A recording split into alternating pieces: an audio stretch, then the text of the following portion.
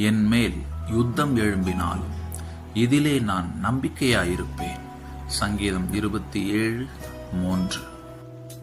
சிலர் தன்னுடைய பலன், என்னுடைய படிப்பு, என்னுடைய அறிவு, என்னுடைய பணம் என்று இதுதான் எனக்கு பலனாக இருக்கிறது என்று எண்ணுகிறார்கள்.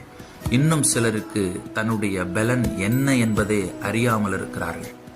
தாவீது சொல்லுகிறார், கர்த்தர் எனக்கு வெளிச்சமாகவும் இரட்சிப்பாகவும் இருக்கிறார். நான் யாருக்கு பயப்படுவேன்?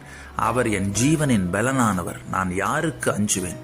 அதனால் எனக்கு விரோதமாக யுத்தங்கள் எழும்பினாலும் சத்துருக்கள் எழும்பினாலும் நான் பயப்பட மாட்டேன். கர்த்தர் எனக்கு பலனாய் இருக்கிறதை நான் நம்பியிருக்கிறேன் என்று சொல்லி தைரியமாய் பிரச்சனைகளை எதிர்கொள்ளுகிறான்.